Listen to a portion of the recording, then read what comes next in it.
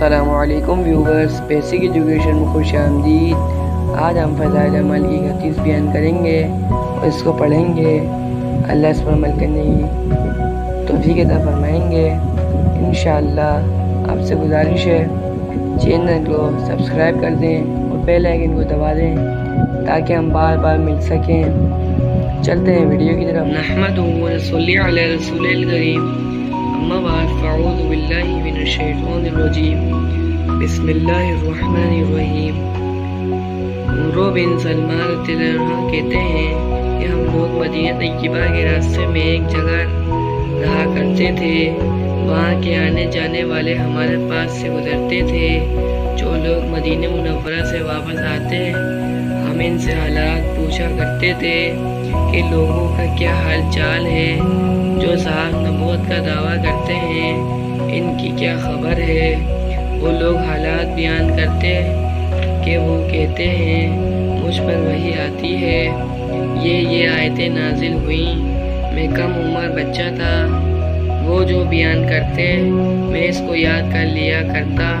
اسی طرح مسلمان ہونے سے پہلے مجھے بہت سا قرآن شریف یاد ہو گیا تھا۔ عرب کے سب لوگ مسلمان ہونے کے لیے مکے والوں کا انتظار کر رہے تھے۔ جب مکہ مکرمہ فتح ہو گیا تو ہر جماعت اسلام میں داخل ہونے کے لیے حاضر خدمت ہوئی۔ میرے باپ بھی اپنی قوم کے چند آدمیوں کے ساتھ ساری قوم کی طرف قاصد بن کر حاضر خدمت ہوئے۔ حضور اقدس صلی اللہ علیہ وسلم نے ان کو شریعت کے احکام بتائے اور نماز سکھائی، جماعت کا طریقہ بتایا اور ارشاد فرمایا کہ جس کو تم میں سب سے زیادہ قرآن شریف یاد ہو وہ امانت کے لیے افضل ہے۔ میں چونکہ آنے والوں سے آیتیں سن کر ہمیشہ یاد کر لیا کرتا تھا، اس لیے سب سے زیادہ حافظ قرآن میں ہی تھا۔ سب نے تلاش کیا تو مجھ سے زیادہ قرآن کوئی بھی قوم میں نہ نکلا تو مجھ ہی کو انہوں نے امام بنایا۔ میری عمر اس وقت 6-7 برس کی تھی۔ جب کوئی مجمع ہوتا یا جنازے کی نماز کی نوبت آتی تو مجھ ہی کو امام بنایا جاتا۔ یہ دن کی طرف طبعی میلان اور رجحان کا اثر تھا کہ اس عمر میں بغیر مسلمان ہوئے قرآن شریف کا حصہ بہت سا یاد کر لیا۔ رہا بچے کی امانت کا قصہ، یہ مسئلے کی بحث ہے۔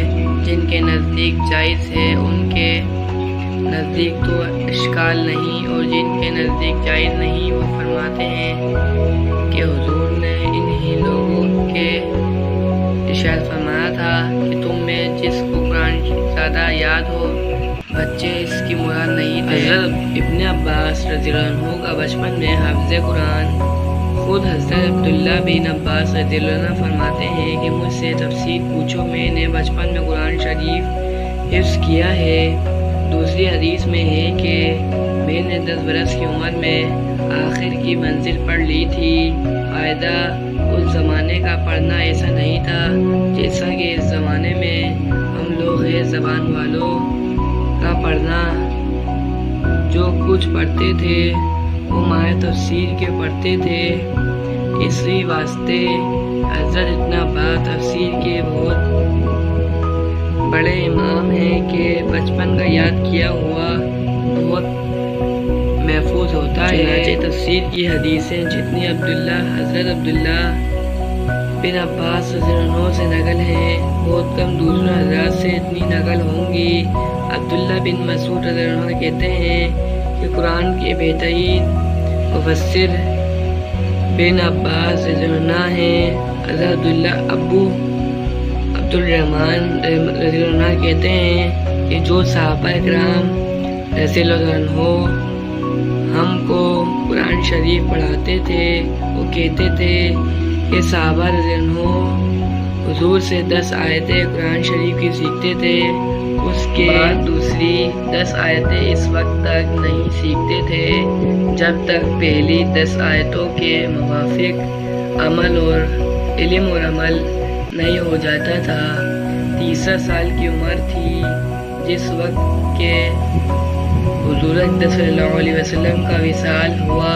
اس عمر میں جو درجہ تفسیر و حدیث میں حاصل کیا وہ کھلی کرامت اور قابل شک ہے کہ امام تفسیر ہے، اور بڑے بڑے صحابہ رضی اللہ عنہ تفسیران سے دریافت کرتے ہیں۔ یہ حضور ہی کی دعا کا ثمرہ تھا کہ اس مرتبہ حضور اقدس صلی اللہ علیہ وسلم استنجا تشریف لے گئے۔ باہر تشریف لائے تو لوٹا بھرا ہوا رکھا تھا۔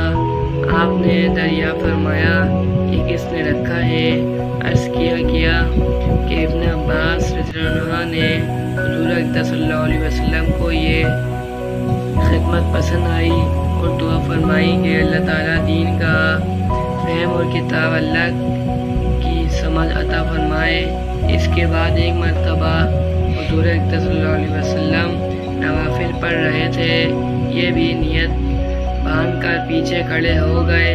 حضور نے ہاتھ سے کھینچ کر برابر کھڑا کر لیا کہ ایک مقتدی اگر ہو تو اس کو برابر کھڑا ہونا چاہیے۔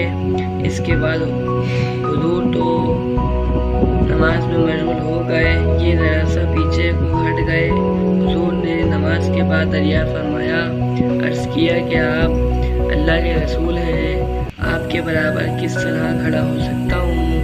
حضور نے علم و فہم کے زیادہ ہونے کی دعا دی۔